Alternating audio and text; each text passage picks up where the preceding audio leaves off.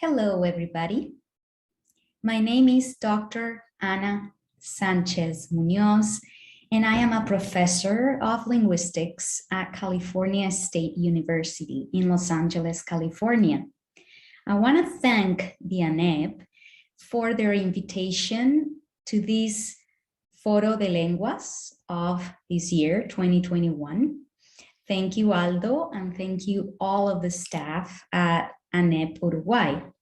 I am in Uruguay doing research, linguistics research, and I work as a social linguist. So in this talk, I am going to be sharing with you some ideas about teaching English as a second language, and some considerations when it comes to varieties, dialects, and different variations of the language. So without further ado, let me share my screen with you. The title of my talk is Mixing Things Up, Teaching Register and Style Variation in English as a Second Language. And perhaps the question that we can ask ourselves to begin with is, what English shall we teach?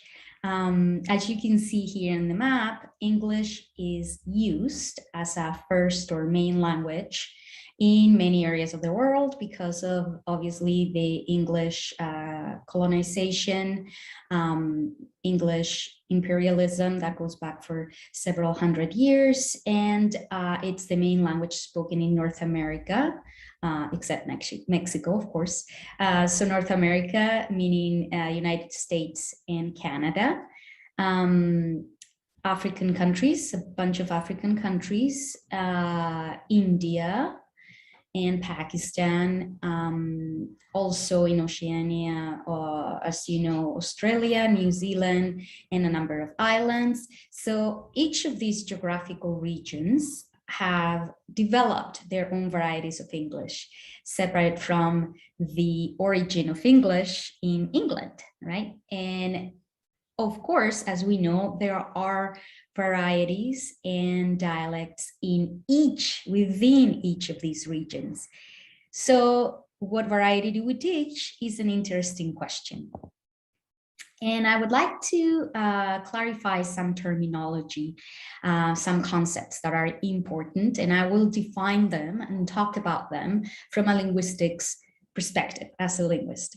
So I have been saying the word variety, and it is a word that we use in linguistics more than dialect, because dialect has had some at times negative connotations of something lesser than a language. But from a linguistic point of view, a dialect is a variety of a language. So they're interchangeable from that point of view. And those are systematic variations of a language used by particular groups, by particular groups of people that are either grouped together because of geographical location, or because of social class, or because race and ethnicity, or because of a number of other factors, right? So for example, we could think of the BBC English as a variety of English. We could also think about African American vernacular English and Chicano English as varieties of English or dialects of English, and these two would be ethno-dialects, ethnic varieties of English. Again, the question that sometimes we are confronted with is, which variety do I teach? Is there a good variety or a better variety? And as I mentioned,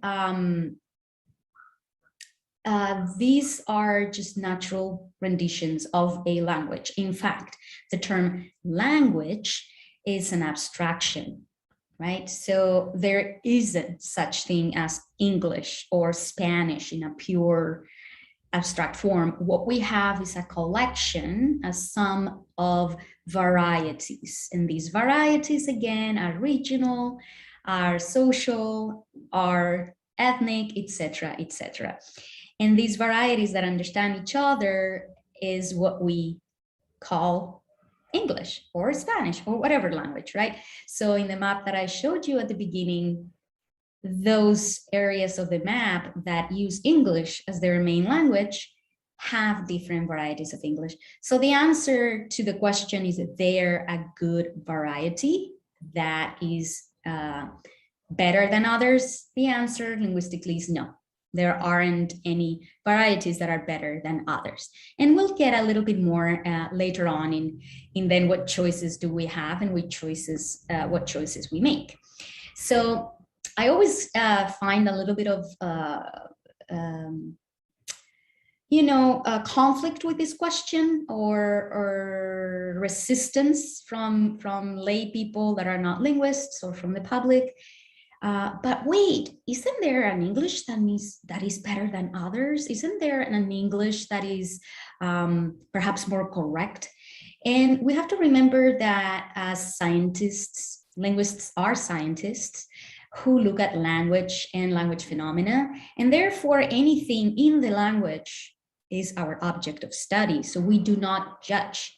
By definition, all and any variety are linguistically equal.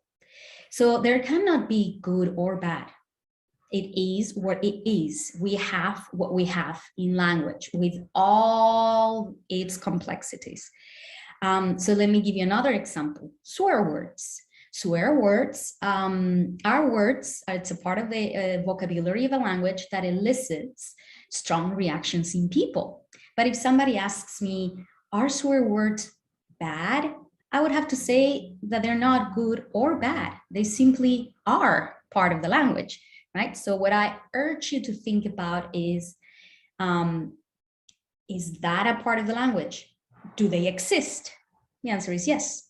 Are they part of the language? The answer is yes. Then it is object of study of a linguist, right? A different question is, should I use them? That's a different question, right? That's a social, situational type of question, but not a linguistic question. So if you ask me whether you should or not teach swear words, I would have to say that it depends. Maybe, maybe not. There are a number of factors to consider that will depend on the circumstances, the teacher, the students, the location, and a number of other factors, right? So we talked about the concept of variety. We've talked about the concept of dialect.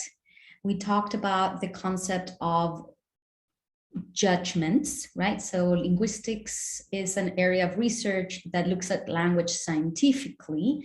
And in order for us to teach language, we look at it as it is. We do not judge. To further this discussion, I want to clarify these two other concepts, the concept of standard and the concept of vernacular. The vernacular is the language that is closer to our identity, ourself, what we acquire, what we develop at home, and what we use in ordinary everyday interactions. The vernacular for most people is not the standard of the language, it's not a sanitized version, but a version that is alive, that moves with us, right? So often the vernacular is what social linguists study. I, myself, as a social linguist, I am interested in what people say, not what a grammar book says people should say, but rather what people actually use in life, real situations. That would be the vernacular. Now, in opposition to the vernacular, there is the concept of standard. The standard is another variety of the language, one of the varieties or dialects of the language, and usually historically is the variety that became powerful because of politics and economics for the most part. So we can think about in process of unifications of countries. So for example, Queen's English. So the English that we now think of as the standard English standard is the English that was spoken around the court, so around the London area, and that gave us a version of what we call English, right? So, but it wasn't the only English, right? There were many other varieties of English that, due to different circumstances, they didn't become the powerful variety of English that now we associate with the standard. Standards of a language also refer to the varieties that lack strong regional features. That is varieties that are associated with education, with broadcasting and news media, right? So something that is more, again, sanitized, devoid of any real regional colloquialisms or pronunciations. So it is more easily described in terms of written rather than spoken language. And because of that, because of what I just said, the standard of a language is more closely related to literacy, right? So academic situations, the formal learning of a language. Because in a situation of learning a language as a second or foreign language, we're dealing with a formal acquisition situation, we're not dealing with a natural learning situation, then it is usually the standard of the language that we tend to teach. But as in the discussion about what variety to teach, the choice to teach a particular vernacular depends on a number of factors, such as the region where we're teaching, the situation, whether we're teaching English as a second language versus a foreign language. So as a second language, for example, teaching English as a second language in the United States to Latino immigrants is different from teaching English in Uruguay as a foreign language, where English is not necessary to function on a day-to-day basis.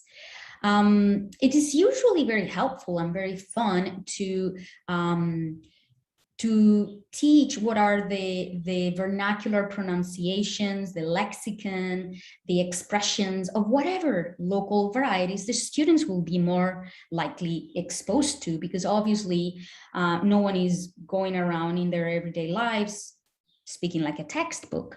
So there is value in acquiring or learning, I should say, learning the standard variety, and also being exposed to vernacular twists of the language so that the students can communicate in a full and functional way. Think, for example, of style variation. So when we teach style variation, we teach differences in formality. So, for example, saying good morning versus saying hello or saying, hey, what's up? So good morning being the most formal in a spectrum of formality for greetings. Hello being neutral, and hey, what's up being the most colloquial, most informal. So that's something to consider, right? So how do we approach teaching vernacular, teaching the standard, teaching vernacular, and teaching different varieties, right? Varieties that we can associate not only with region, but also with formality of the situation, also with ethnicity, also with social class. And another important distinction to make, two more concepts that I want to touch upon that are important when we're talking about variation, is that when we're talking about variation, oftentimes we are focusing on the pronunciation, and the term accent we use sometimes very liberally, and sometimes we use it in a wrong way to refer to dialect. But the accent really only refers to the phonological features, phonological variation. Okay, so the sound, phonology is the study of the sound system of a language. So accent technically is restricted to this description of aspects that have to do with pronunciation, right? That identify where a speaker is from regionally or socially. But if we're talking about the choice of words or the choice of grammar, then we're talking about dialect, right? Dialect is used to describe everything. So it's the variety of the language. A dialect is the variety of the language that you use, that you speak. So to give you an example of phonological variation, you have the phonetic notation in this example of the word batter. And in some varieties of British English, it is pronounced butter. It's in the first transcription. In other varieties of British English, is pronounced butter. And in a lot of the American English varieties, is pronounced butter, as in the third transcription. So you can see there's 3 different variations, phonological variations, to say the same word.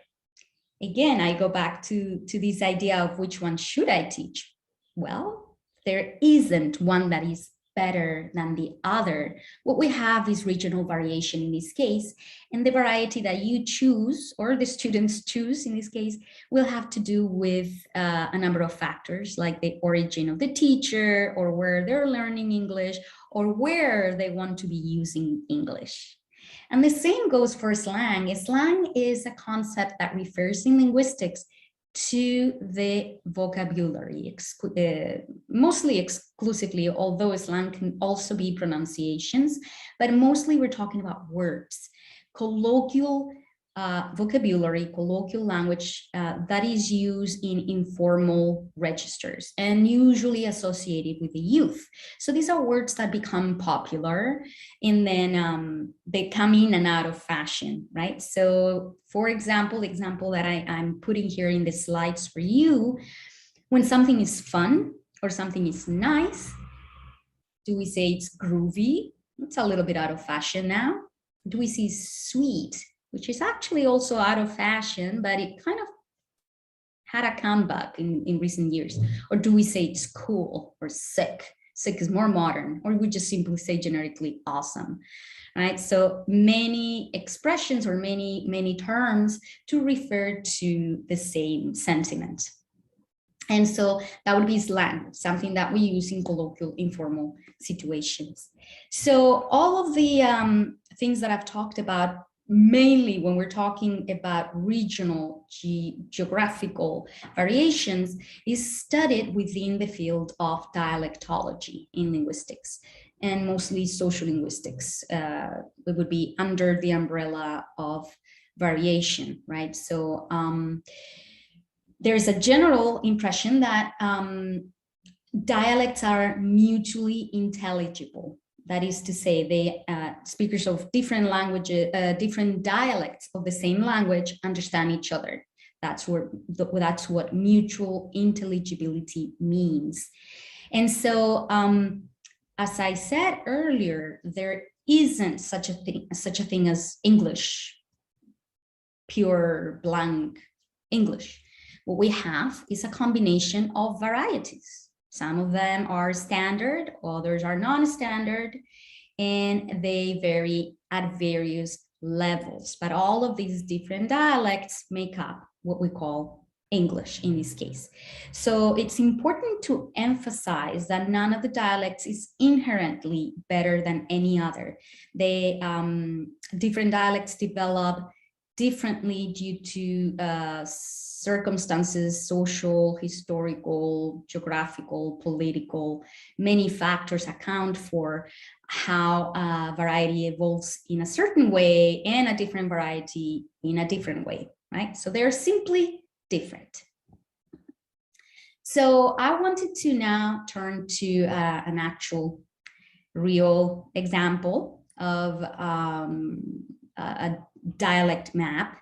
So on the screen, I've projected for you a dialectal map of the United States. So English, American English. And it is color-coded, and also within the colors of each region, there are separations, right? As you can see, the Eastern varieties are a lot more diverse. And this has to do with time, because the original English settlers, the colonizers that came from England, settled in the East. English had longer time there to develop its own particular flavor, different from the English that was spoken in the motherland, right? So you can see that there are northern dialects of English with some distinctions in New England. Then we get to lower north, upper south and lower south, eastern and western south. And as you can see, as we move westward, we lose some of the distinctions. And that again has to do with time. By the time in history when the settlers, the European settlers, started moving westward, there had already been a couple hundred years in the on the continent, and it wasn't until the 1900s that there was a major English presence in, for example, in states like California. Therefore, by the time settlers got there, the American English was more established, and it was less different at that time. So I am going to be talking a little bit about each of these different dialects, mainly, well, I'll choose 2 or 3, and I'll talk about some of the phonological differences and some of the lexical differences, and maybe also offer some ideas too, as far as what can we do in the classroom to make it a live discussion and to bring the languages alive from the textbook into the reality of how people in everyday speech actually use the language. So as I said, first I'm going to be talking about phonological features, some of the differences in phonology in various dialects of American English. And I have to clarify here that I am not by any means doing an exhaustive review of the features. It's just a very general overview.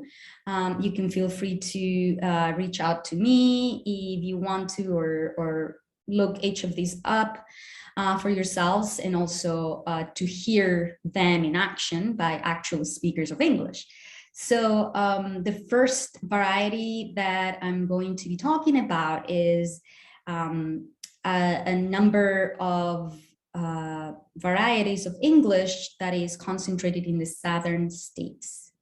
So the southern states, south of the Mason-Dixon line, roughly speaking, they have differences again, but they share some features that make the southern accent distinct. Again, accent, because I'm talking about phonology in this case. So one of them would be the southern vowel shift that has been recorded by linguists in the United States, whereby some of the vowels in the vowel space move up and central, right? So there is a centralization of sorts in the vowel space, and that can be seen, for example, in the neutralization of e and e before nasals, the feature number 3 that I have here. So pin and pen, before nasals, it sounds very similar. Pen, pen, pin and pen. The fricative becomes D in contraction. So instead of wasn't, wouldn't. Postcoronal glides, vowel lowering. So bad instead of bad, bad. Lowering the lower vowels in the vowel space even more. A very characteristic feature is monophthongization. So diphthongs like I, my, like, they are monophthongized. So I like wine. All right, so that would be monophthongization. There is also R-lessness in some areas of the South, and not every area, but some areas of the South. So this is an example of a variety of American English that is geographically located, right? So that our criterion in this case would be region, right? Geography. Let us look now at a different categorization. African American Vernacular English, in this case, we're talking about a variety of English in the United States that is not regionally defined, but rather it is ethnically defined. So African American Vernacular English refers to the English spoken by some of the African American community, some of the Black community in the United States.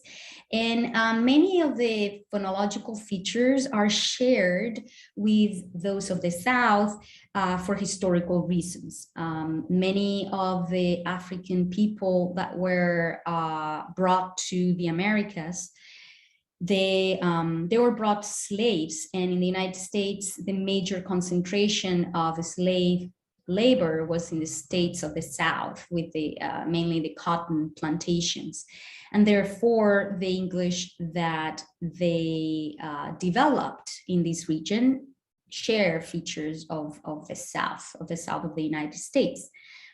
But not every feature, like I said, and not every place speaks it in the same way. But some of those general characteristics are consonant cluster reduction. So when you have several consonants at the end of a syllable or a word, these are simplified. So something like pass instead of past.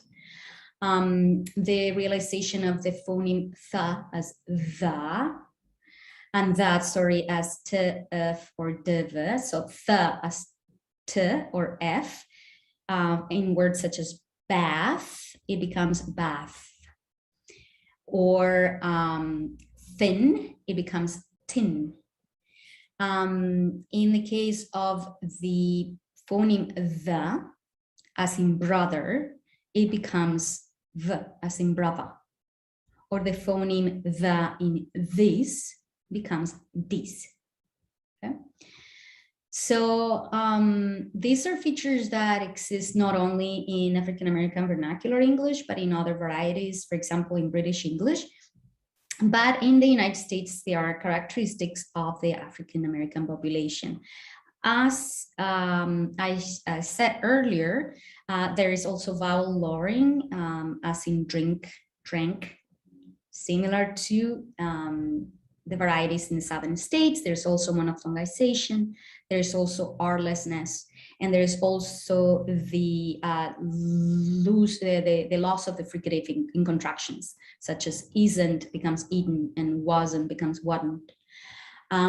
So this is a different categorization, right? So there's the regional, as with the southern and the northeast US, and there's the ethnic, as with African American Vernacular English or Chicano English, another ethnic variety of English. Okay, so you can definitely find a lot of these pronunciations, a lot of these phonological variations in examples online and in YouTube. I have some links later in the PowerPoint, but I decided that that is something that for this presentation, you can decide which one catches your interest the most, and then you can go ahead and peruse the web for examples, right? So moving from the phonology to the lexicon, this is another very salient feature. So again, when we hear someone speaking differently from ourselves, we notice first the pronunciation, right? The phonological features that are different from our own. And then the lexicon. So the words, lexicon is the vocabulary, right? The number of words that a language has, or the open class category words. And there are different choices. And again, these choices have to do with different factors.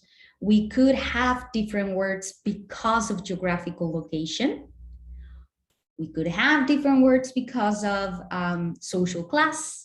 We could have different words because of ethnicity. So in all of these levels of variation, all of these levels of the grammar of a language, we find variation. That's the domain of social linguistics. We're looking at what are the factors that affect language and that expresses itself in language variation. So the lexicon, the words that we use, is something that is a lot of fun to teach in the classroom. So teaching English as a second language is something that it's always very engaging for the students to understand, to relate to their own first languages, right? And so we can always use that to bring the conversation of the language to a life, right? To how do real people say X, Y, or Z? So here's an example of lexical variation that depends on geographical location in the United States. So in the map, I have put color coded, sort of, right? So this is not going to be all strict lines or black or white, but in general, to talk about a non-alcoholic beverage, a refreshment, there are several words that can be used, and in America, it's usually either soda or pop or Coke. So if you are in the West Coast, like myself, in California, you will say soda, you want a soda. If you are in Texas, you'll say a Coke, I want a Coke. And a Coke is not necessarily a Coca-Cola or a Pepsi-Cola. It's any soft drink, right? It could be Sprite, it could be orange, it could be whatever. And pop is used in other regions in the Great Lake, Midwest of the United States and the Great Lakes. And then there's regions that vary. It could be soda or pop or soda or Coke. So part of the work of dialectologists in the United States is to map these things. Are there lines that separate, you know, when we stop saying soda and when it becomes Coke, right? So this is very interesting to incorporate in a class, you know, for example, a little game where you may share the speech of somebody with some characteristic use of a word, and then you ask the students to think about where they may be from, right? So giving them clues with types of words that we know vary, right, in different parts. And of course, I'm giving you the example of the United States, but you could pick anywhere else in the English-speaking world. Another way of thinking about lexical variation is if we think about register variation. So register is the variety that we use for different social situations. Say, for example, academic English versus vernacular English, or also the register that is used associated with a particular discipline or endeavor. And that is what we call jargon. So jargon are technical words that are associated to a particular activity or job, right? So I put a little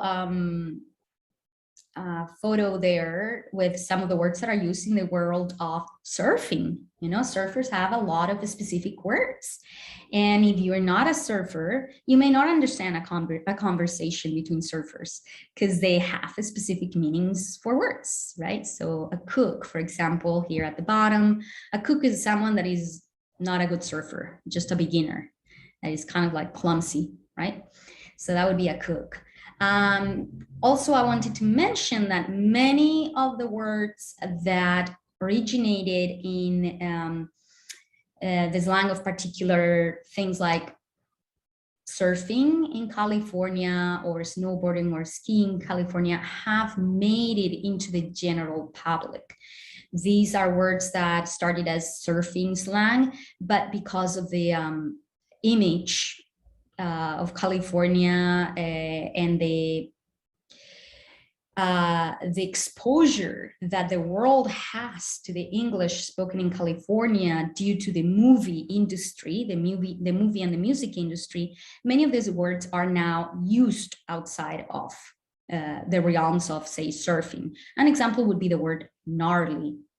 The word gnarly when something is like, wow, to the max, a crazy wave, it's now used outside of the realm of surfing. So that's another example that then you can use to connect with the students, and you definitely find in media, in social media, in movies, in music, etc. So these are some of the examples of American English, but let's not forget that there are many other dialects of English spoken in other parts of the English-speaking world. So the motherland, right, the British Isles, and within that we would have England, the UK, right? But then there's also Irish English, there's Scottish English, and within England, there are many, many different varieties of English. Just in the London area, for example, we could say, as in the examples that I put here, received pronunciation or RP. We could talk about Cockney English. We could talk about Queen's English. We could talk about Estuary English somewhere else in the south of England. So there are many, many varieties. And by no means, when we say American English or British English, we mean that these are homogeneous. They're not. There's Canadian English, Australian English, New Zealand English, Indian English. So a wealth of varieties, meaning words, pronunciation, syntax, expressions that we can share with our students, and that we as educators will have to make a choice. So we choose based on a number of factors, as I said at the beginning, and sometimes we don't get to choose because there are institutional guidelines that tell us which variety we should teach. But I think it is important that we understand as educators that the choice is not one between good and bad, but rather the choice is between what is available, what is more useful for myself or for the students, rather than good and bad, because all varieties are equally valuable from the linguistic point of view. So I was thinking about those of you in the audience that may be teachers of English in Uruguay and may not maybe have access to native models of English, and maybe you do. But if you don't, never fear in the era of digital resources, because there are so many different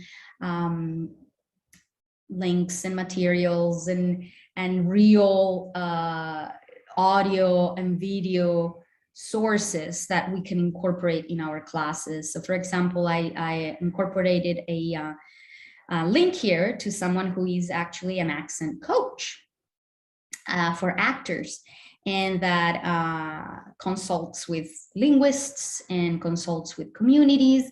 And in this video that I will not show in this presentation in the interest of time, but that you might be interested in checking out at your own leisure, you can see how this person explains the differences, mainly in the phonology, but also in the use of certain words. So an activity that we could do with our students is maybe expose them to two distinct varieties of English and get their reaction to each accent. Say, are you familiar with this variety? Do you find it easy to understand or not? And why? And what variety do you like the best? Okay, because even though there is not a good or a bad, we may have a favorite, and that's more of a personal taste or a personal choice, right? So the great variety that we find in the English language, in any language for that matter, but in the case of this presentation in the English language, allows for engaging, fun, realistic activities. And so my message for this Foro de Lenguas is that when we think about teaching English, let's think about the English that is alive, that is real, beyond what we need to teach in the textbook.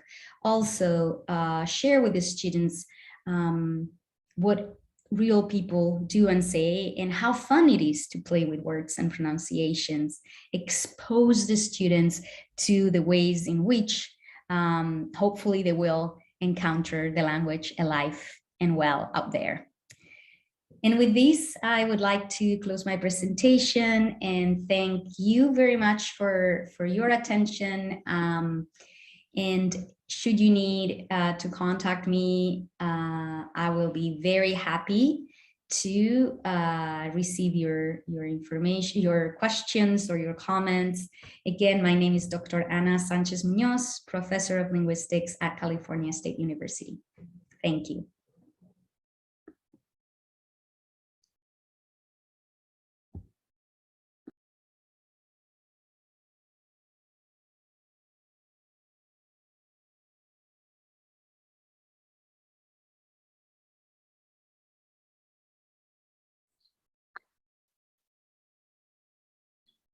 Good day, everybody. My name is Bryn Sharp. I am one of the current Fulbright English teaching assistants here in Uruguay.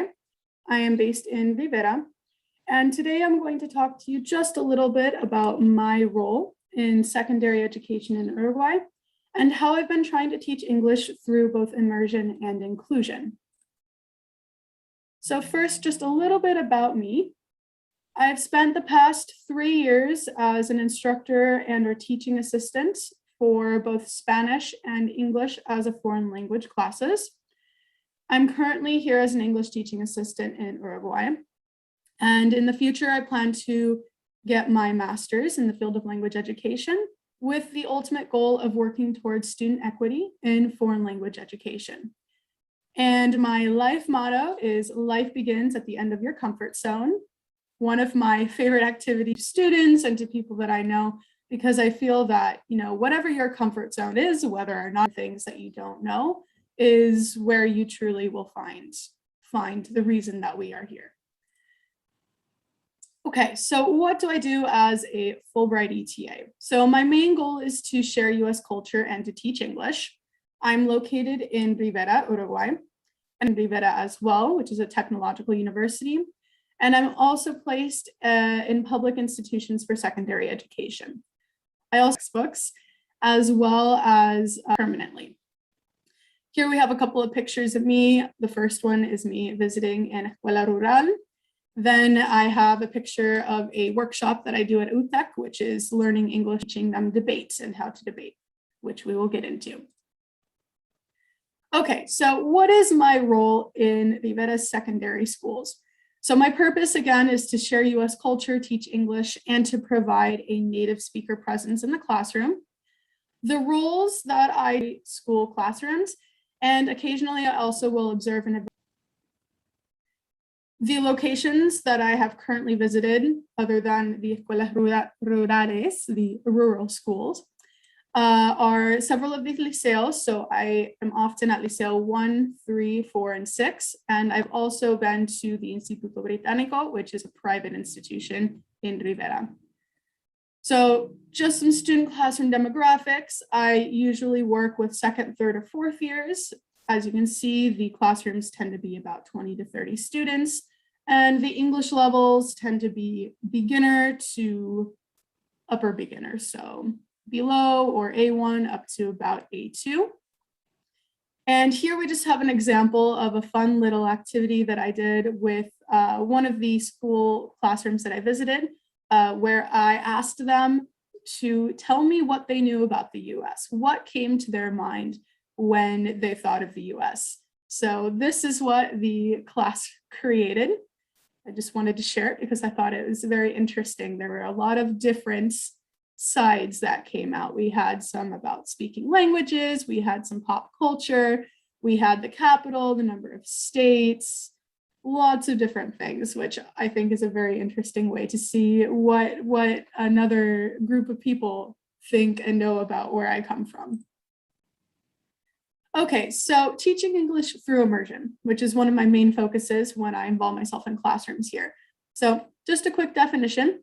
Students are taught a second language exclusively through the medium of a second language when we talk about teaching English through immersion.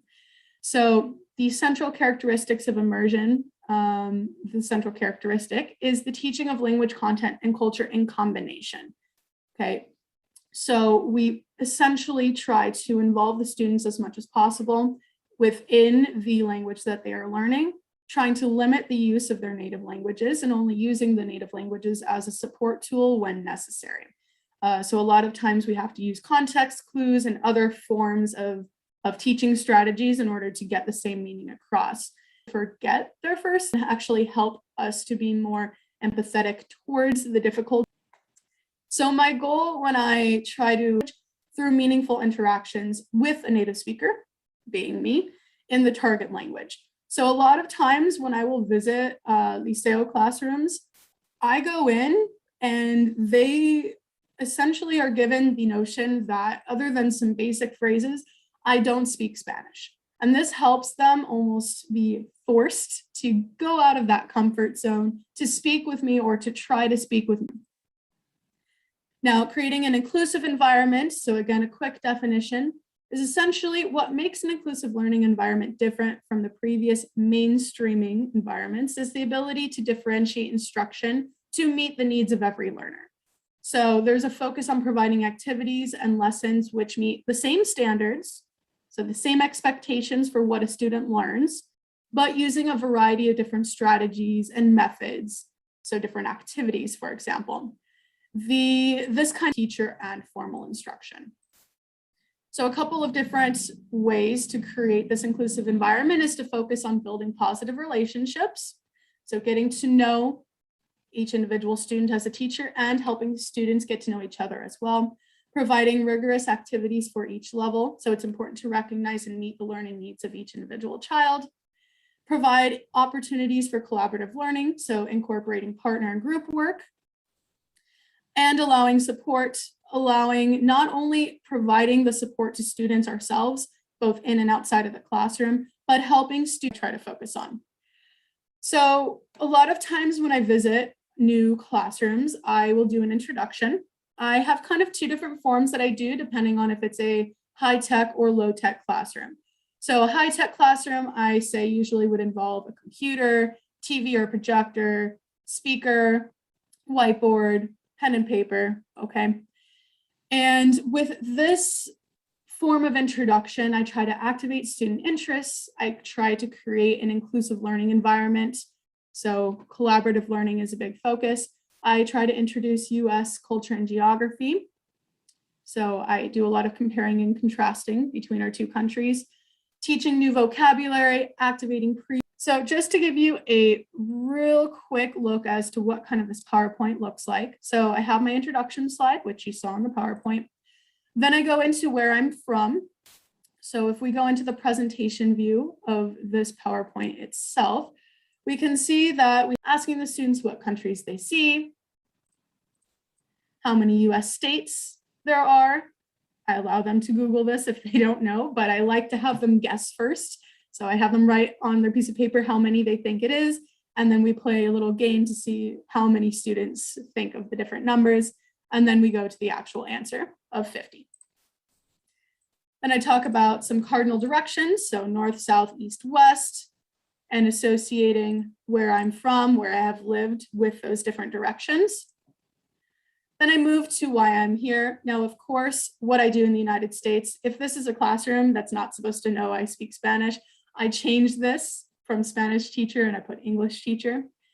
But I try to give them a little bit of background about myself, my family. Again, here I can activate their vocabulary by the different images. I ask them what it is. Then we transition into brainstorming in groups about words related to family. I ask them if anyone knows what family this is. Again, introducing a little bit of fun culture. Then we move into some more detailed use of family vocabulary. So actually practicing writing sentences, using comparisons, modeling with then having the students follow. Then I introduced some of my hobbies. So again, pictures to aid with the words. Again, trying to elicit students' responses and answers for if they like these same activities. What are these activities in English before showing them what I have written on the slide? And again, then I asked them what their hobbies and interests are. And this I had initially created for when the third year students at the Liceo were in the music genre. So here I had some of my musical tastes, and we did an activity where I asked them to describe what they hear and to write about how they felt as a transition into another lesson, which I did on music. Okay, so moving back to our PowerPoint. Oops, one moment. It's going to now try to open this, which I don't want. Okay, moving back to our PowerPoint. The low-tech introduction I do, its purpose, sort of thing. So I like to do this partner interview because it helps the students get to know each other. It helps me get to know the students. Conversation, student-focused lesson. So I often will write questions such as, what is your name? Our topic is going to be covered that day. In this case, it was movies. And with that, also working on their ability to create sentences to report this information, not only about themselves, but about others as well. I also always try to establish and maintain classroom expectations because this helps create a focused learning environment. It helps build communication and rapport between myself as the teacher and students. And it helps the students to mature and develop better social skills that they can then apply to other contexts in their lives as well. So here's a little example of my little classroom rules that I always post. So no phones, don't talk when someone else is talking. Eyes and ears I use as a visual. So I will literally say eyes and ears, which is a kind of a reminder that, oh, someone's talking, we should be listening and looking at them, paying attention. And again, raising the hand if you have questions. So in the first class, I always take time to establish these rules and expectations. I also like to ask the students if there are any rules or expectations that they want to add. And this is where the use of the target language is encouraged but not required, because here it's most important that we do understand each other. And again, in the following classes, I like to review these rules or expectations. And I always like to have some visual in the classroom that reminds the students of these rules or expectations as a visual reference. Name cards are also something that I like to use because this helps increase communication between me and the students. I can look at the name card and I know what their name is, so I can call on them. I can't memorize 30 students' names in 2 seconds. It takes a couple of weeks of me being there all the time. I'm not very good with names. So this helps me feel that I can truly connect one-on-one with the students because I can even talk to them. I can call their name. I don't just say you there or you there. I can use their name. I can say Juan, for example, and call their attention, which also helps build this inclusive learning environment, helps have more effective interactions, and it helps monitor behavior. If you have a student who's doing something you don't want them to do, you can call them by name instead of sitting there as, visiting a classroom and you're like, I don't know who this student is. It helps to be able to use their name. So current unit in the Liceo that I'm placed at consistently, which is the Liceo 6, is movies and films. So here's an example of kind of how I introduced the topic to them. I focused on scaffolding, which was teaching movie genres by building on students' previous knowledge. Very minimal use of their native languages here. It was essentially all taught in the target language. So we started with the partner interview. Again, that doesn't have to be an introduction. I use it sometimes just to get them to practice those questions. Transitioning into asking them what their favorite and least favorite movies were. I made a list of the movies that they gave me on the board according to the genre. Now, initially when I wrote these, I didn't actually put the title. I only wrote the names of the movies. And then at the end, I asked the students to tell me what genres, what categories they thought these different movies were. So we made the list from the movies the students gave me, with them then telling me the genres. So instead of giving them a definition of the genre and saying a horror movie is blah, blah, blah, blah, blah, by using movies that they already were aware of, that they already knew, it helped to create this concept of what is a horror movie, what is a historical movie. And in that sense, allowing them to build that understanding without giving them definitions. We also focused on fiction versus nonfiction. And after this, we moved to a classroom movie genre game. So this essentially works where at one end of the classroom, there is a sticky note that says yes. And at the other, we separate all of the desks so there's room in the middle of the classroom. I like to make 2 lines of the students because there's so many of them. So they'll line the 2 genre. Do you like it or do you not like it? And they have to move to the yes or to the no side of the classroom to express if they like that genre or if they don't like that genre. Then I have the students practice counting by having them count the number of students who went to yes or no. We make a list of it on the group or on the board. And then at the end, we make a tally and we see what was the class's most favorite movie genre, what was their favorite movie genre, and what was the class's least favorite, which one did they not like very much. So it's just a fun little way to practice the use of the vocabulary and the concepts taught, but in an interactive way that gets students up and moving. I also always try to encourage students to make a list of new words that they learn as well as their meanings. And the general classroom rule is that if it's on the whiteboard, they should write it down in their notebook. This is a movie that has come from a very cool set of books that was written in the United States about all these different creatures coming into real life, but it's written in a very younger student-oriented way, so teenagers or older kids. And so with this, we worked on using movie vocabulary and learning other vocabulary as well. So I started with asking them what their favorite monster was, introducing the movie. Then with a pre-movie exercise, I activated and taught new vocabulary. So using matching activities, using Spanish to aid the understanding of certain idioms and phrases that are kind of hard to describe without giving the example in Spanish so that they understand.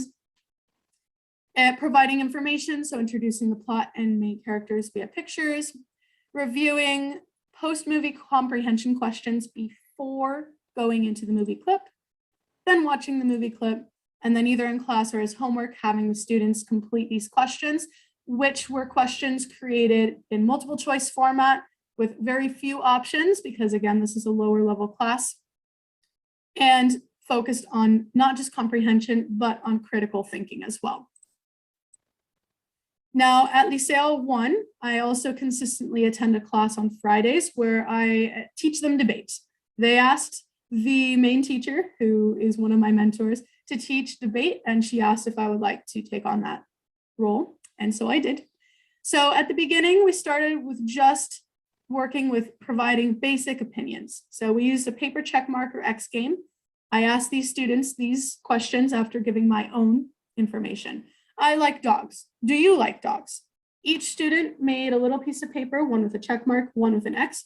All they had to do was the check mark would be raised if they said, yes, I like dogs, for example, and the X was raised if they did not like dogs. So this is very useful for introducing a concept to a low-level language classroom because it allows the students to participate without feeling like they have to themselves produce a lot of the target language in order to participate. From there, we transitioned to some more complicated but still basic words such as yes, I agree, no, I don't agree, I think that is the best color. Okay, so giving a little bit more information. Then we worked with opinions versus facts, asked the students what these phrases here had in common to elicit opinions, asked them to give me their idea of what an opinion versus a fact is. Then I gave some example sentences and we would practice, oh, is this an opinion or is this a fact? How can we support opinions by using facts? And then we transitioned into what does the word debate mean? Then in subsequent classes, I would always review opinion versus fact. We would practice writing sentences, one fact, one opinion, having the students share these sentences, asking the students, the rest of the class, is this a fact or an opinion? Do you agree or disagree?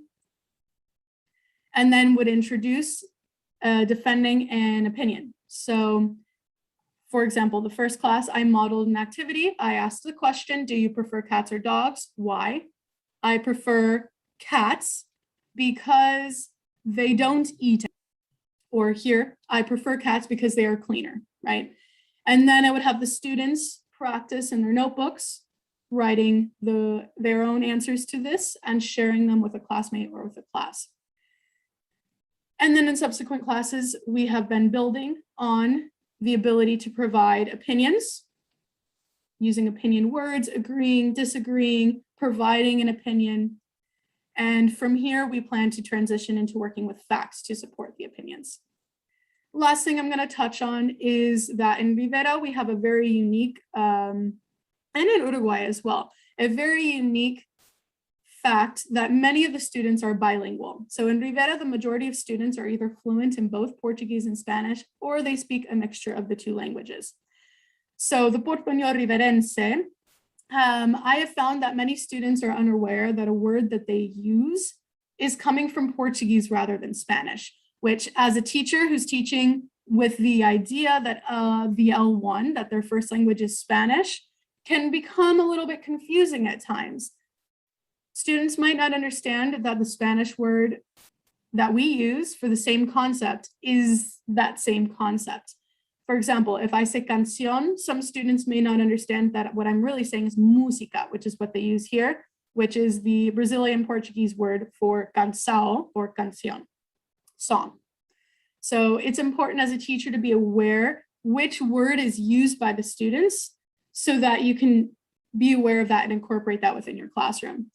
It also, I have noticed sometimes the students don't realize that the direct translation to English no longer conveys that same concept. For example, I noticed day one, many students were translating música to music because you put it in the translator and that's what it tells you in English. But what they really were wanting to say is the word song. So it's important for us as teachers to learn to recognize these patterns so that we can also then educate the students about these occurrences to help, again, with this understanding that we're working in a multilingual environment and that we do have to understand the meaning behind words, not just the direct translations. So in this case, it's very important to build student awareness and important to recognize bilingualism as a valuable tool or resource. It's not something that we should just throw to the side. I think it's something that we should incorporate and encourage, but it needs to be recognized and used in the right way. So kind of rushed through things a little bit, but I hope you enjoyed my presentation. If you have any questions or comments, you can contact me at my email. And again, thank you for your time. Bye.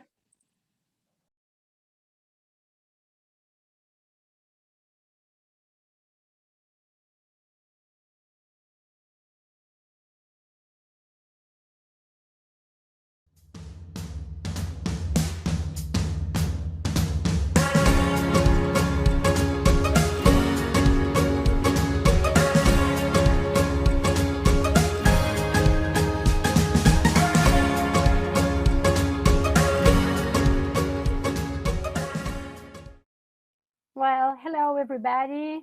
We are Lorena, Eugenia, and Rosana from the Languages program at UTEC. And we'd like to welcome you to our STEAM adventure and how we changed our approach to the English immersion camp. So thank you for being here with us, and let's get started. Well, we are going to talk about the context and the situation we were in, and what solutions and changes we created so that we could have this new STEAM adventure. Then we are going to mention some of our highlights or things that we consider were worth sharing. and also the challenges that we have in front of us. And we will share some feedback from our students on how this camp had an impact on them, and the tips that we want to show you if in case you want to implement a camp like this in your institutions.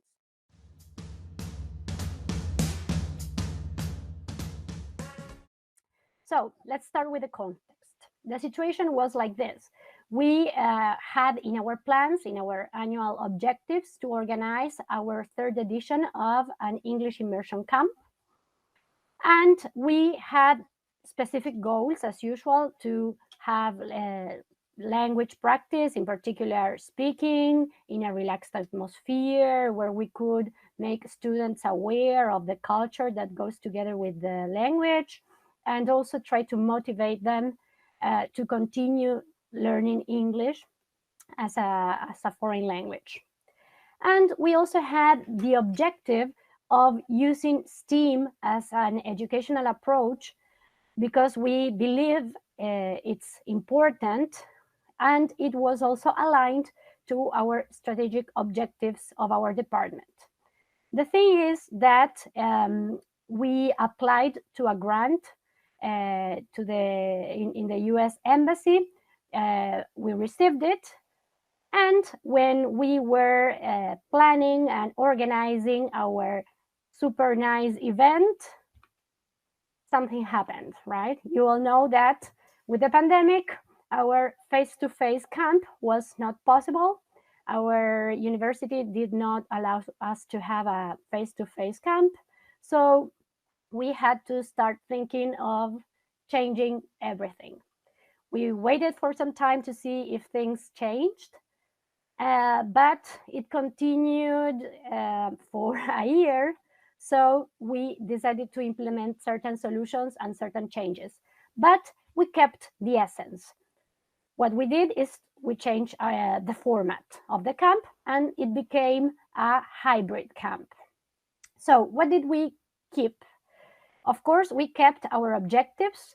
As I told you earlier, to develop fluency and have English as a way of practice English, for real purposes, okay? Communicating in real life situations. We wanted to continue this promotion of the language and the motivation. We also wanted to boost the students' confidence at the moment of speaking English, and also develop creativity, collaboration, teamwork skills, leadership skills, innovative thinking, all 21st century skills or soft skills that we try to implement in our courses. And also, we kept the idea of solving challenges collaboratively with the teams, trying to overcome certain difficulties and putting these skills into practice. On the other hand, we had to change some points that were, for example, the way, the practical way in which things were going to be taken into account. First of all, we had to change for this hybrid approach, and we had groups meet in one of the members' houses. In this way, we would reduce the chances of having larger groups or more than 40 people together. That was not safe at the moment. The second thing we did was to customize and use a virtual space. This virtual space is called Gather Town, and this place was designed so that all the participants, including students, all the leaders, and the organizers, could have and share activities all together. Yes, things that would be done face to face in the past, we decided to do together in this special place, but customized so that it looked like a camp. We also had to organize team leaders that were the ETAs, the English Teaching Assistants of the Fulbright Commission that volunteered to work with us, connecting with the groups via WhatsApp and via GatherTown, so that they would be all the time together with them, leading them, helping them solve the challenge and understand the activities and so on. And of course, interacting and sharing experiences, which was our objective too, that they could have some time, spend time with native speakers. We also needed to change some of our challenges so that we adapted them to be completed at home. And for this, we needed to prepare material so that it could be sent to each of the groups, centers, let's say, or houses, so that they could follow the camp with a more hands-on experience that was not just digital. Other things we kept were the main theme. For us, it was very important to have the STEAM approach because, as I told you earlier, it's leading in our department, and we believe it empowers students to be curious, to seek solutions to real-world problems. And most of the challenges were created based on that, right, on real-world problems. In this way, students could develop the soft skills that I mentioned earlier and that are considered fundamental in college, but also for their future careers and for life in general. And in order to have a thread that helped unify all the challenges, we chose the UN Sustainable Development Goals for 2030 as the main topic for each of these challenges. In this way, the students could make connections between the contributions that the STEAM fields make and the attainment of these goals, and also become aware of how they can also contribute to the attainment of these goals just by doing simple changes or in their lives, right? What changes did we have to make? Regarding the participants, we of course kept that it was thought for UTEC students, but we also had to limit it to students who were living in Fray Bentos or close to Fray Bentos. That was the place where we decided to conduct the camp. The students are from all the different programs at UTEC, okay, in mechatronics, logistics, biomedical engineering, information technology, and they also have different sorts of levels ranging from A1 to C2. We also had students from the Consejo de Formación en Educación in Fray Bentos. In previous camps, we had invited students, future teachers, and it was our aim to continue having this objective. Again, we had to limit it to the ones who were in the area where the camp was going to be applied. Then we had to adjust certain segments of the camp. For example, we had to make a real effort to increase the feeling of belonging to the group, of belonging to the camp, right? So that they didn't become demotivated and stopped participating in the middle of the weekend. And we also had to make a special recognition of the virtual camp area, okay, of the gathered town. And we did so by creating a scavenger hunt where they had to try to discover different goals, right? Sustainable development goals. And at the same time, they could recognize different functions of this digital tool. We also created certain meeting points so they could find leaders or find organizers whenever they needed some help. Okay, so just to close this first section, I wanted to show two examples of challenges that we prepared.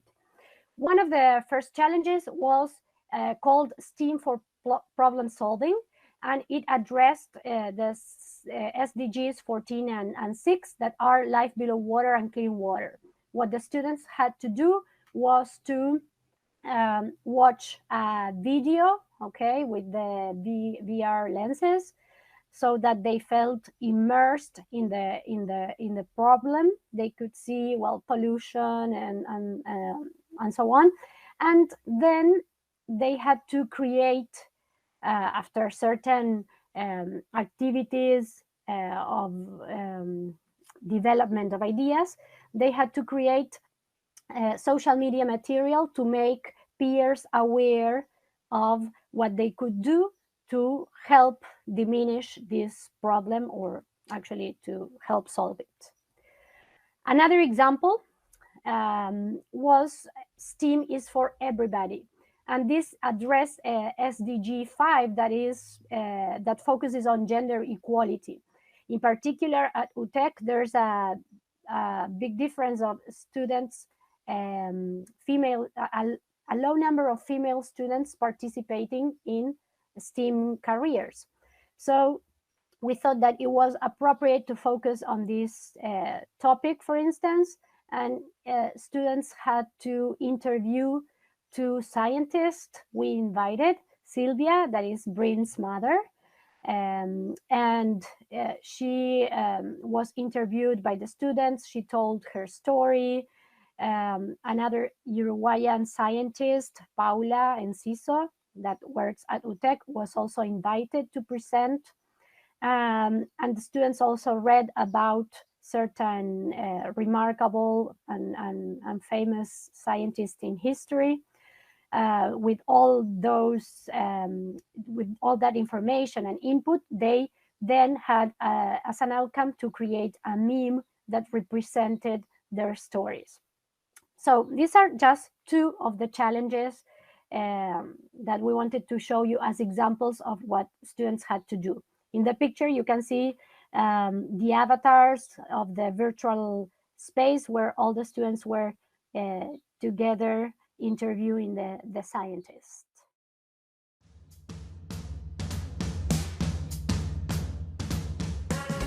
Well, good afternoon. Now we'll talk about highlights from the STEAM camp together with some challenges that lie ahead for the next one. Okay, so let's begin sharing some highlights from this English immersion STEAM camp. Well, one of the most important achievements was camp spirit. That is one key aspect of camp life that we wanted to cover, and it was accomplished. We could see how motivation, active participation, group work, competition, group identity arose. Perfect attendance is another item to highlight. The entire camp over the 2 days lasted 18 hours, and every meeting we scheduled at Gather Town, yes, to explain new challenges or to share students' final projects. Well, students were there on time. We were really glad to know they did not lose motivation while chasing their goals. And goals were achieved. We had 30 participants. They completed the activity. All the groups had the skill, energy, determination, and commitment to meet the challenges. So here we can see more pictures of two different groups.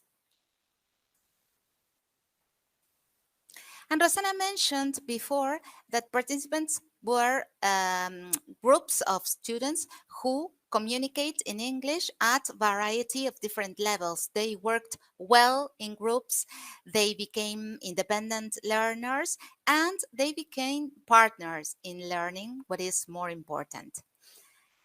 Then organizers, well, we had our own challenge that was to think out of the box, to out of our comfort zone, ignite our creativity skills to design activities that ensure that all students were challenged and interested.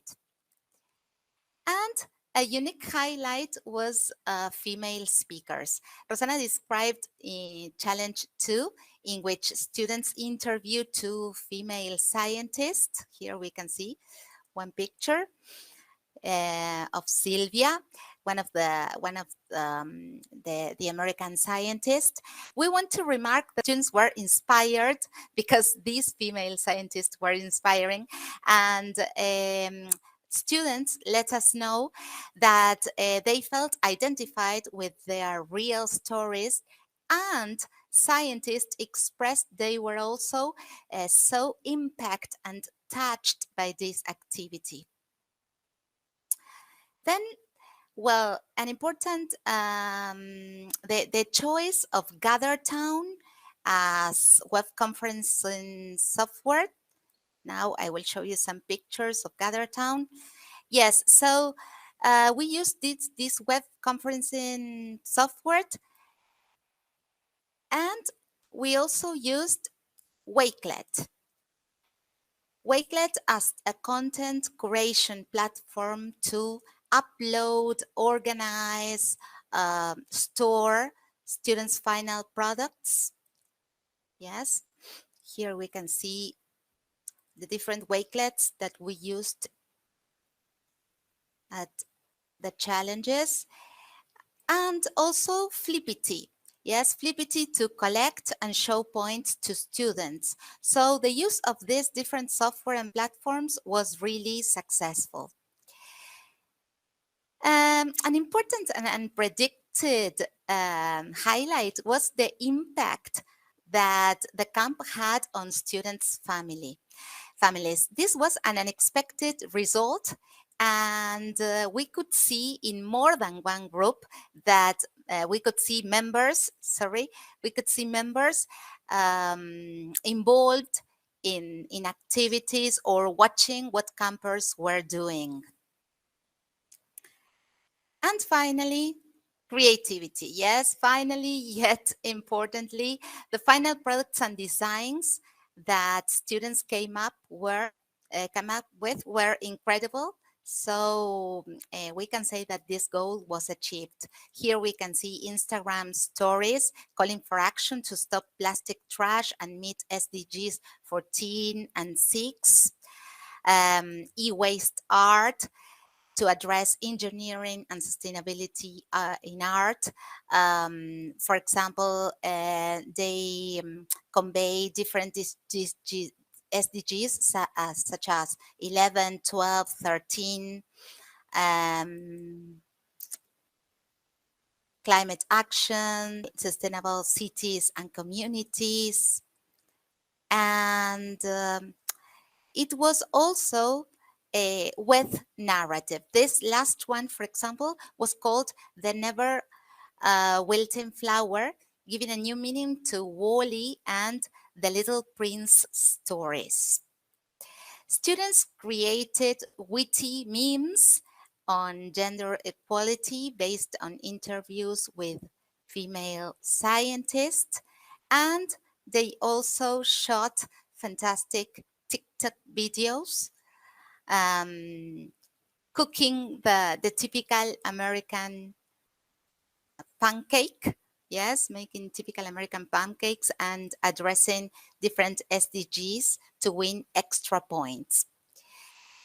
And now we'll open this section telling you, well, some challenges ahead to tackle for the next hybrid immersion camp.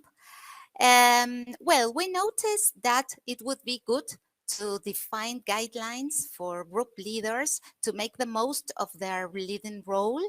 and accompany students. For example, it would be great to create one activity, a short activity before the camp so that ETAs meet students in advance. As organizer, next time we would like to complete challenges beforehand or in advance so as to get better insight into timing, level of difficulty, and other details that students may come up with. And we also think that we have to work on improving time related to challenges, as we noticed that some groups were short of time doing some activities. Another challenge ahead is assigning one person responsible for the leaderboard and for promoting prizes. That way, it would be easier for us to focus only on challenges. And Gather Town does not enable screen recording, so probably next time we'll be ready with a screen recording software. Finally, in next camps, we will also like to maximize intergroup interaction and interaction with other ETAs. For example, design one last challenge in which one group have to interact with one another, in which groups have to interact with one another in order to collect some information.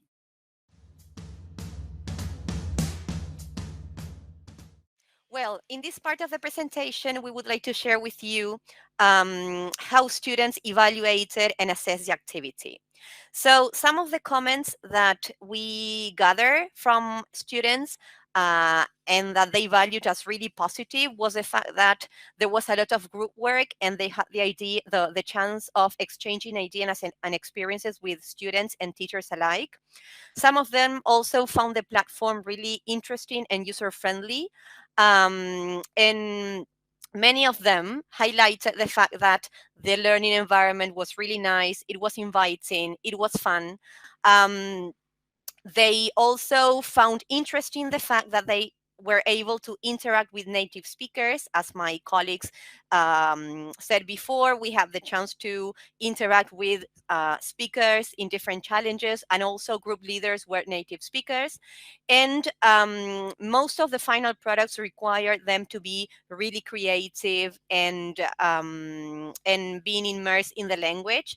So those were in general some of the positive comments that we could gather after the camp ended. Okay. We also wanted to know what students or how students felt about their general satisfaction with the activity. Okay, if they also felt that their English could improve after being immersed for 2 days in this educational implementation, and also whether their interest in language was boosted or not. And we were pretty happy to see that all of those items were rated as positive. Okay, we asked students to rate their satisfaction, English improvement, and interest in English in a scale from 1 to 5, being 5 the maximum and 1 the minimum. So overall, we were really happy about the overall result. We also wanted to implement a pre-evaluation form so we could then compare the initial results and the final results.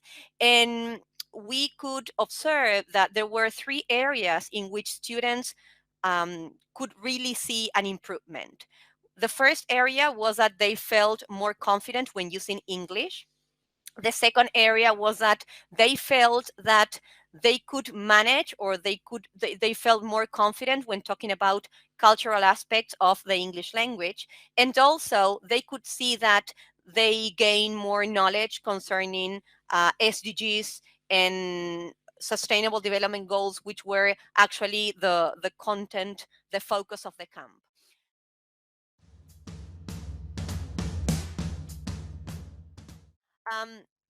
So finally, we would like to share with you some tips when organizing a hybrid camp. Okay, so first of all, have a shared virtual space to meet students. In this case, we made use of GatherTown, but there are many software resources available on the internet, like Zoom, Google Meet, or any other software you feel confident with. Number two, we found it really important to have all the information and resources centralized in one document. In our case, we created a schedule, okay, that we share, a timetable that we share with all the group leaders and with students as well. And those documents had all the links centralized there. For example, the link to the leaderboard, the link to the different challenges, PowerPoints, the link to the wakelets that they use to upload their final product. So that saves a lot of time and stress when you don't know where to find the next link that you're going to need. Point number three, think and plan ahead. We actually started meeting with the camp organizers in June, I think it was mid-June. So we took like 2 or 3 months to plan and to organize everything together. And then we invited the group leaders to have sort of a very general training. So we think that having the time to think and plan ahead is of utmost importance if you want to find or if you want to have a positive result in this activity. Number four, require group enrollment, which was actually something new that we implemented this time. And we really valued it as positive, as students already knew each other, they have met before. So there was all this idea of getting to know each other that we didn't need to do because they actually were partners before the camp. Tip number five is follow the same guidelines to decide the challenges. We actually use the same educational sequence to design all the challenges. The PowerPoint follow the same layout. So we believe that that saved a lot of time for us and also was easier for students to get the hang of what they had to do in each challenge. Tip number six, have a clear and fluid communication with students prior to the camp, during the camp, and after the camp. Prior to the camp, because you need to communicate with them in an effective way, all the links that they're going to need, all the materials they're going to use, and all the general organizational details that they need to attend to. During the camp, because you need to be informing them about their progress, informing them about the time that is assigned to each activity, and also after the camp, because it's really important when you follow up on students to get more feedback and to get more comments and ideas about their perceptions concerning the activity. All right, so what we liked about the camp, or why is it that we think that this camp is a good educational idea? We believe that it's adaptable to a variety of themes. It doesn't need to be an English camp, actually. You can adapt it to any subject that you're teaching. It's adaptable to a variety of contexts. It could easily be implemented in primary school, high school, at university level, as we did. It also adaptable to a variety of ages, because what actually makes a difference is the level of challenges and the complexity of the challenges that you propose students. Also, it can be done either in 1 day, 2 days, or even more, or even less. It's also adaptable to a variety of time limitations that we might have. And finally, you can also implement it regardless the resources and the budgets that you have to follow. Okay, so this is why we believe it's an activity that has a lot of potentials in all the educational systems of our country. Okay, thank you, Eugenia. So just to round up, we would like to say thank you to all the Fulbright ETAs that helped us during the 2 days. They were super helpful. They were all the time paying attention to what the students needed, trying to help them with the level, sharing their their culture, trying to help them achieve and the challenges, and also trying to instill that spirit Lorena was talking about. So thank you to all of them. Also, we would like to thank the Embassy of the United States that supported us with materials and all the resources that we used. We would also like to thank the future teachers from Formación Docente in Infraeventos that participated in the camp and were very enthusiastic. We would also like to thank Paula Enciso and Silvia Frommers, the two scientists that shared their stories with us. Well, and we would also like to hear from you, from your suggestions and ideas. If you have any questions, you can contact us to lenguas@utec.edu.uy, and we would be glad to unite efforts to work together in any other camp. So thank you for listening to us, and bye-bye. Bye. Bye.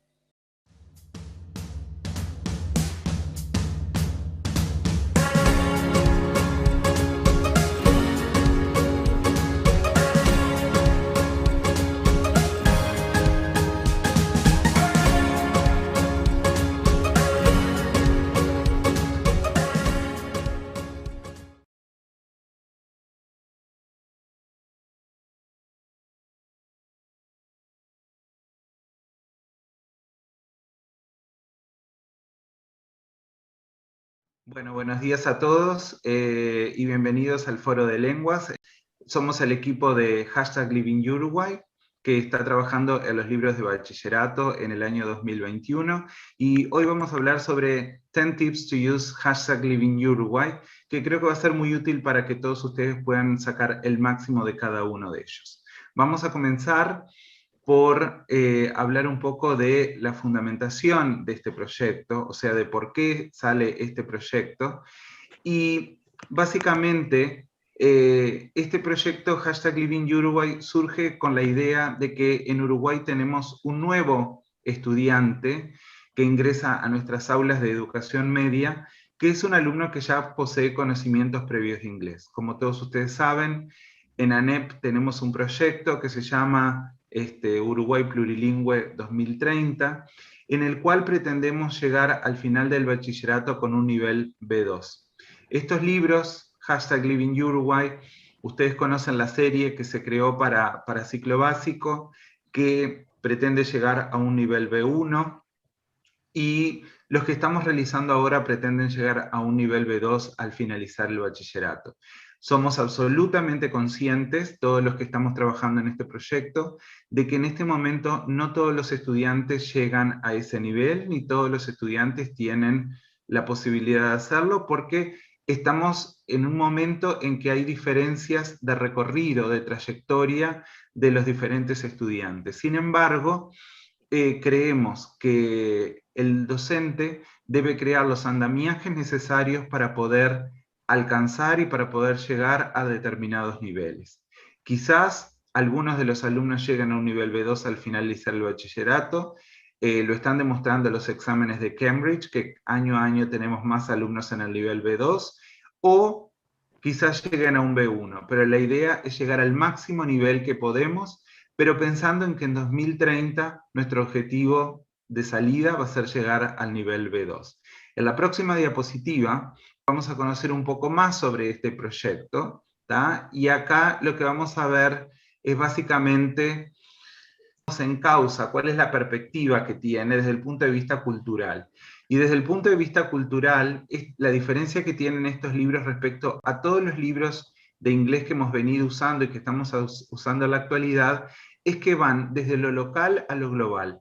Motivacionalmente hablando, sabemos que cuando el alumno no puede identificar o no puede identificarse con los personajes, con los lugares, con las actividades, eso va en detrimento de su trabajo y sobre todo de la motivación. Es por eso que vamos desde lo local hacia lo global. Por eso, en vez de encontrar ciudades anglosajonas, van a encontrar ciudades como Rivera, van a encontrar Maldonado, van a encontrar Melo, van a encontrar Mercedes, van a encontrar lugares también rurales, lugares urbanos, porque responden un poco a nuestro sistema educativo. Por otro lado, otro aspecto desde la perspectiva que van a encontrar aquí es que nos afiliamos a la teoría de David Crystal, que habla de que no existe un inglés que sea el mejor, no existe un inglés que sea el correcto, sino que él habla de los múltiples ingleses. ¿Y qué quiere decir eso? Que ustedes van a encontrar aquí gente que habla un inglés nativo, como algunos de los compañeros que están hoy con nosotros. Hay otros que hablan un inglés como segunda lengua, como también algunos de nosotros, y algunas personas que han prestado su tiempo y su voz para poder marcar, para poder realizar algunos audios, pero también van a encontrar algunas personas que quizás no hablan un gran inglés, pero que son muy buenos y son muy efectivos en la comunicación. Y eso es lo que estamos buscando, que las personas sean efectivas en la comunicación y que el inglés sirva como una lengua franca para comunicarse no solamente aquí en el Uruguay con nativohablantes, sino con personas de otros lugares. Ahora vamos a seguir con la próxima diapositiva y le doy la palabra a Colin. Hola, buen día, soy Colin, uno de los ETAs, quien está apoyando el proyecto de Living Uruguay. Les describo un poco de los personajes que hemos creado y quienes presentan varios personajes quienes representan demográficas diversas de Uruguay. Por ejemplo, identidades diversas de la sexualidad, o la identificación del género, de dónde son, como mencionó Aldo. Y atrás esas demográficas el profesor se puede vincular con más alumnos y a la vez con los temas y materiales de que se trata el libro de Living Uruguay. Y bueno, también a lo largo de los libros también tenemos 3 secciones súper útiles. El Did You Know, que presenta información más interesante, o sea, como trivia, algo así, un SOS Box, y también Learning on My Own. Y todas esas secciones se tratan de crear oportunidades de aprendizaje individual o ofrecer más apoyo a los chiquilines de varias habilidades.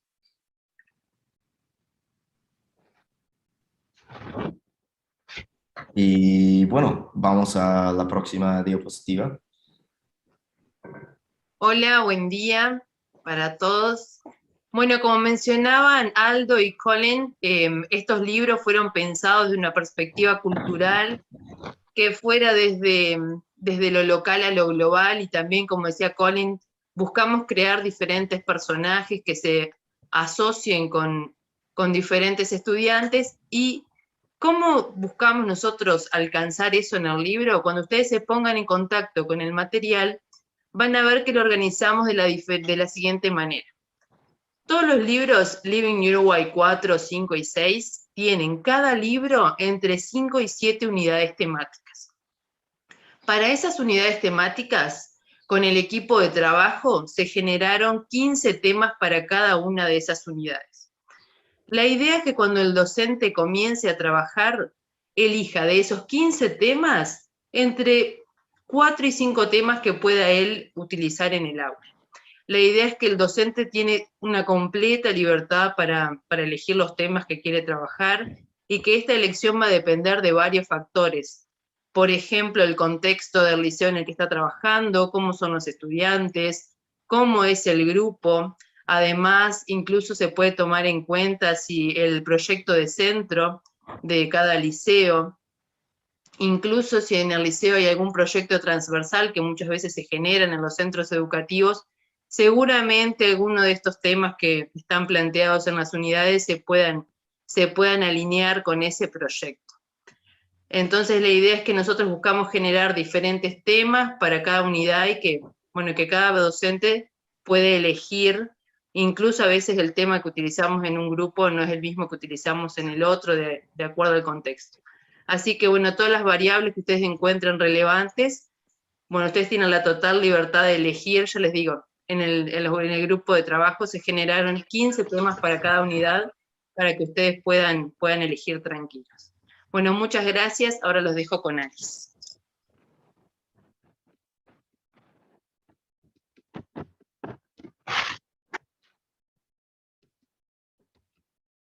El libro tiene un enfoque comunicativo, el cual es una corriente metodológica que centra la atención en la comunicación. Ese enfoque comunicativo da máxima importancia a la interacción, la cual es el medio y el objetivo final en el aprendizaje de una lengua. Se caracteriza por poner énfasis en la comunicación y de fomentar el uso de esa lengua.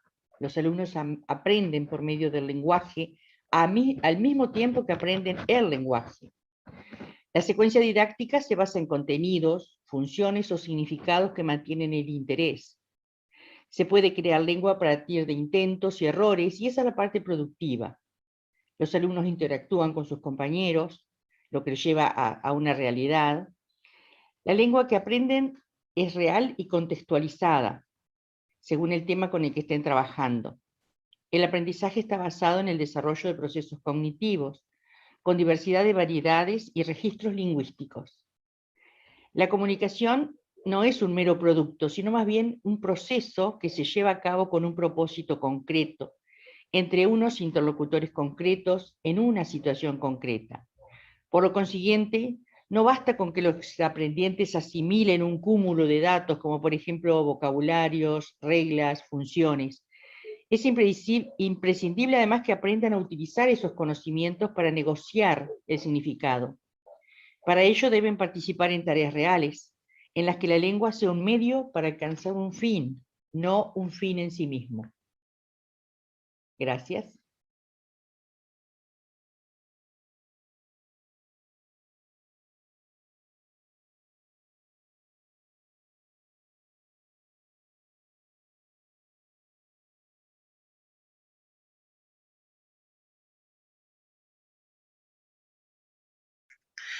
Como mencionaban mis compañeros, desde el punto de vista metodológico, los libros presentan un enfoque centrado en el estudiante. Con frecuencia se presentan variedad de actividades con énfasis en la dimensión emocional, desde la consulta acerca de lo que sienten los estudiantes en referencia a determinados temas, la expresión de sus gustos y preferencias, hasta la invitación a crear poemas o estrofas de canciones, entre otros. Es decir, que se abordan las distintas competencias del aprendizaje social y emocional. El autocontrol, la conciencia de sí mismo, las habilidades relacionales y la conciencia social. A lo largo de las distintas unidades se fomenta la autonomía del estudiante y se plantean actividades que apelan al pensamiento crítico, la resolución de situaciones de la vida cotidiana, la realización de pequeñas investigaciones y la posterior presentación de los hallazgos. El trabajo colaborativo, estrategia indicada por Kagan como la más importante para lograr la inclusión de los estudiantes, es ampliamente incorporada en los manuales. El autor señala que la estrategia del trabajo colaborativo es la que mejor funciona debido a que tiene en cuenta la tutoría entre pares, brinda una sensación de mayor seguridad y apoyo, asegura un nivel de interacción muy elevado, plantea actividades ajustadas a las diferencias individuales y estilos de aprendizaje, y en conclusión hace que los estudiantes se sientan involucrados en el proceso. A su vez, la interacción entre los alumnos es impulsada en Living Uruguay a través de los distintos juegos, prácticas de la oralidad y proyectos sugeridos. En el curso de las distintas unidades se fomenta la capacidad de escuchar a los demás, de expresar ideas propias y de defender un punto de vista. Estos elementos colaboran en la creación de un clima social positivo en el aula y motivan la participación. Como elemento fundamental en esta incorporación de estrategias para lograr la inclusión, se pueden mencionar además el trabajo colaborativo con Cerezo, Centro de Recursos para Estudiantes Sordos, y SER, Centro de Recursos para Alumnos Ciegos y con Baja Visión, los cuales realizan la adaptación de los materiales para las necesidades específicas de estos alumnos. Asimismo, en los 6 libros se presenta una amplia variedad de temas con el objetivo de abordar los intereses de todos los estudiantes, ubicándolos realmente en el proceso de aprendizaje, en el centro del mismo. Podemos pasar a la siguiente slide con Jimé. Muchas gracias. Al igual que en los libros de primero, segundo y tercero, en cuarto, quinto y sexto, al final de cada unidad, los docentes van a encontrar proyectos que aconsejamos que utilicen un proyecto por unidad, al menos un proyecto por unidad. El proyecto puede ser elegido con los docentes o con los alumnos, ya que los proyectos se pueden abordar de forma interdisciplinaria. El conocimiento de los proyectos se ve de forma holística, se abarcan los proyectos desde diferentes áreas, permitiendo así enriquecer las competencias y habilidades de todas las personas que formen parte del mismo, incrementando el sentido de logro y también el sentido de pertenencia a la institución. Los proyectos no son solo un método, sino que son una herramienta, otra herramienta más que tiene el docente de evaluación para evaluar a los alumnos, y al crear los proyectos lo que buscamos es despertar el interés de los alumnos, la motivación intrínseca, impulsarlos a ir más allá de lo que uno le presenta, despertar su curiosidad, buscamos desarrollar distintas habilidades, como mencioné anteriormente. Como por ejemplo trabajar en conjunto, que es algo que siempre estamos buscando, que los alumnos trabajen de forma colaborativa, y al trabajar en un proyecto de forma interdisciplinaria, nosotros le estamos brindando a los alumnos un ejemplo de que nosotros como docentes también somos capaces de trabajar de forma colaborativa con otros colegas. También es muy importante que le brindamos la posibilidad de escuchar y aceptar el punto de vista de otra persona, de otro compañero, de otro docente. Les brindamos la posibilidad de ser tolerantes, ¿no? de desarrollar la tolerancia, fortalecer la comunicación, desarrollar la capacidad crítica y el interés por la investigación. Buscamos también a su vez promover los objetivos prosociales, ya que los alumnos tienen que indagar, tienen que buscar distintas fuentes de información, que pueden ser sus pares, docentes, la comunidad educativa donde viven, miembros de la familia, expertos que sepan sobre el tema que se está tratando en el proyecto. Algo también que juega un rol muy importante es la experiencia previa que tienen los alumnos. Juega un rol súper importante, ya que en el aprendizaje basado en proyectos, los alumnos no tienen temor a equivocarse cuando ya vivenciaron, cuando ya tuvieron la experiencia sobre cierto tema, y eso hace que el alumno experimente la fluidez. Otra cosa muy importante que van a tener los libros de bachillerato es un área de autoevaluación. Al finalizar cada unidad, el alumno va a poder trabajar de forma autónoma, evaluando su trabajo a lo largo de esa unidad. Y yo lo que les voy a comentar hoy es uno de los proyectos pensados en el libro de cuarto año, en Living Uruguay Foro. Lo que es lindo de ese proyecto es que ellos tienen que elegir un lugar icónico en Uruguay, tienen que crear un folleto, y en ese folleto, en ese proyecto, mejor dicho, pueden formar parte de distintas asignaturas. Por ejemplo, en la creación del proyecto puede trabajar dibujo, la asignatura de dibujo, puede también historia, trabajar la historia del lugar, geografía, por supuesto que inglés, idioma español. Entonces, ese es uno de los tantos proyectos que venimos creando. Así que le doy la palabra a mi siguiente compañero. Ok, muy bien. Buen día, soy Bren, una de las otras ITs que está trabajando en este proyecto. Además de lo que ya hemos visto, los libros de Living Uruguay presentan varios recursos para los docentes, a los cuales se puede acceder fácilmente en las versiones interactivas de los libros, dando clic en los logros correspondientes a audios o videos. Asimismo, en cada unidad se encontrará el logo de CEVAL, que indica que esa actividad o lección tiene una parte acompañada en el sitio de CEVAL. Allí los docentes y los estudiantes podrán participar en una sesión de la Conversation Class, en la cual ellos utilizan aquel tema para conversar con un hablante nativo de inglés. Entonces, vamos a la próxima diapositiva.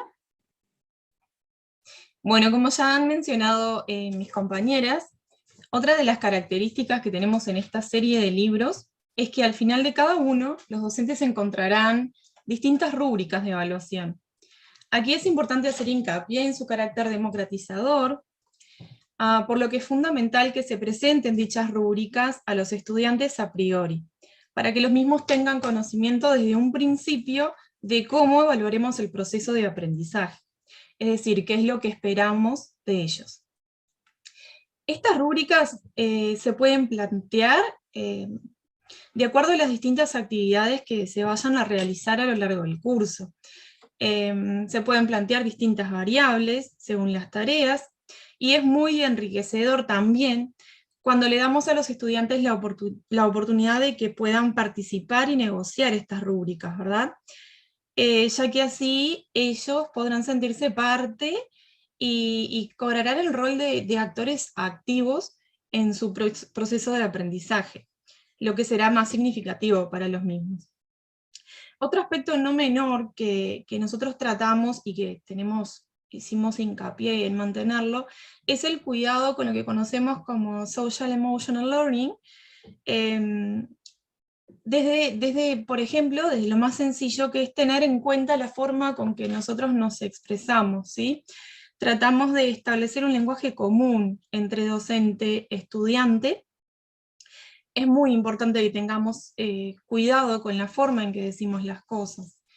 Y además de todo lo que he mencionado, y teniendo en cuenta que las rúbricas son un elemento metacognitivo, no podemos olvidar que uno de sus aspectos más importantes justamente es fomentar a que los estudiantes reflexionen sobre su propio desempeño, ya sea en la presentación de un proyecto, en la realización de una actividad oral o en un escrito, ¿sí? Que puedan reflexionar y ver sus logros a medida que avanzan.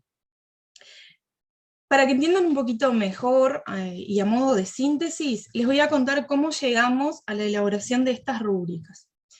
Es evidente que se logran luego de un trabajo colaborativo, ¿no?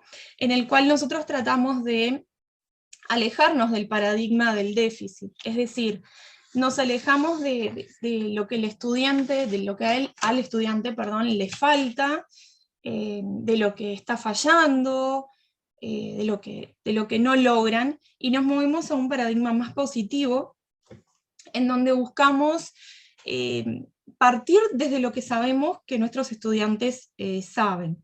Nos planteamos objetivos claros, fáciles de lograr, ¿no? Utilizamos términos positivos, como ya lo he dicho, en lugar, por ejemplo, del antiguo insuficiente o no conforma.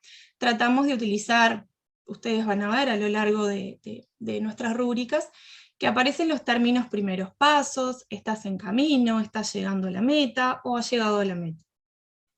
Siempre nos guiamos en rúbricas pares, es decir, ofrecemos 4 pasos o 4 rúbricas para no caer en el medio, ¿no? Y aquí se ve claramente reflejada la expectativa que como docentes tenemos sobre nuestros estudiantes. Y así se logra una evaluación del proceso, es decir, una evaluación formativa. No nos enfocamos tanto en el resultado, sino en todo el proceso. Luego también es importante decir que justamente dado su carácter de formativo, nosotros tenemos en cuenta lo que piensa el estudiante, cómo se siente, ¿sí? Lo hacemos parte de ese proceso tan importante. Por eso es que fomentamos a que los docentes, en cada una de las actividades que se proponen, en cada uno de los proyectos que ya han visto con Jimena, algunos ejemplos, que utilicen las rúbricas, que se animen, porque realmente es muy gratificante para nosotros como docentes y para los estudiantes, cuando ellos reconocen, cuando ellos pueden apreciar sus logros, y también pueden apreciar los logros de sus pares. De esta manera, los invitamos a que utilicen lo máximo que puedan, ¿sí? Y van a ver que para cada una de las actividades propuestas van a tener distintas rúbricas, ya sea en el trabajo en proyectos, en las actividades escritas, en las actividades orales que están propuestas a lo largo del libro, de los libros. van a encontrar distintas rúbricas y las pueden adaptar de acuerdo a sus necesidades. Ahora le paso la palabra a mi compañera. Planificar es una tarea primordial en la labor docente, ya que nos permite articular la teoría con la práctica. Esto implica tomar decisiones previas que apunten a lograr los objetivos planteados. El docente tendrá acceso a los planes de clase para cada uno de los temas. Los mismos fueron pensados para facilitar y agilizar la implementación de los libros, ya que representan un recurso esencial para la tarea docente. Dichos planes permiten visualizar la clase como un todo coherente que sistematiza los contenidos a abordar de manera ordenada. Contar con los planes ayuda a organizar la clase de forma lógica, así como también a maximizar el tiempo que se dedicará a cada tarea.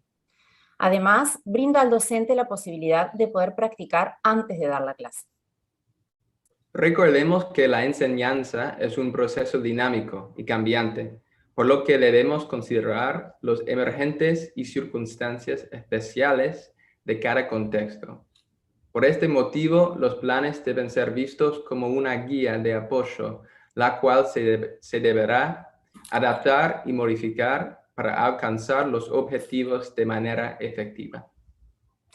Los planes están diseñados en formato de tabla e incluyen los objetivos de cada lección, las etapas de la clase y el tiempo que se estimó para cada tarea, el desarrollo detallado de las acciones del estudiante, del docente y la forma de evaluación de cada etapa de la clase, las transiciones entre cada actividad para favorecer el flow de la lección, las respuestas sugeridas para las actividades, las transcripciones de los audios y tareas extras que no se incluyen en los libros.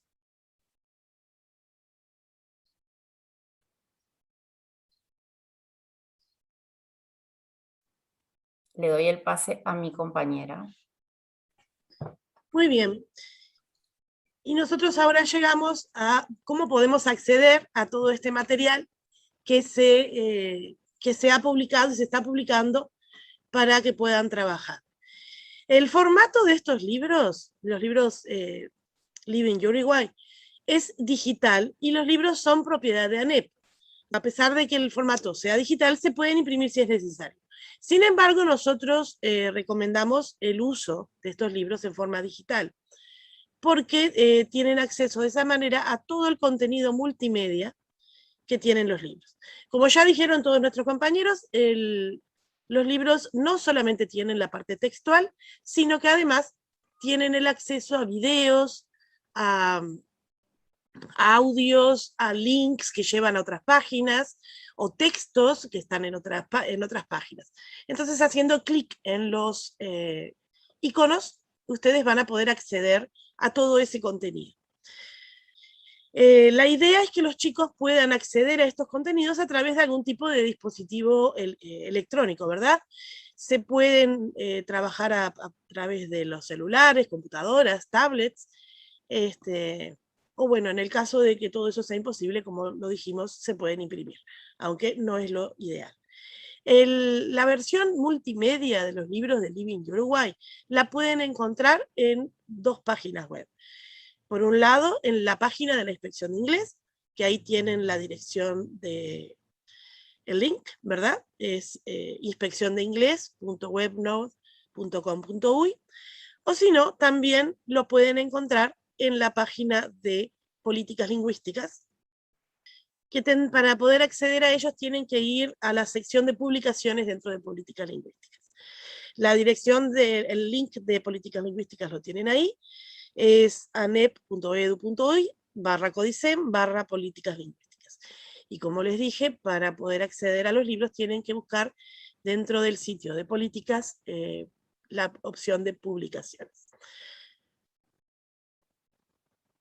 Bueno, gracias Ana Laura y gracias a todo el equipo de #LivingUruguay. Como ven, somos un equipo diverso, con diferentes trayectorias, con personas locales, con personas del extranjero, que estamos trabajando por un fin común, que es la educación de inglés de nuestros alumnos uruguayos, y por crear materiales de calidad que invitamos a todos ustedes a que los puedan utilizar.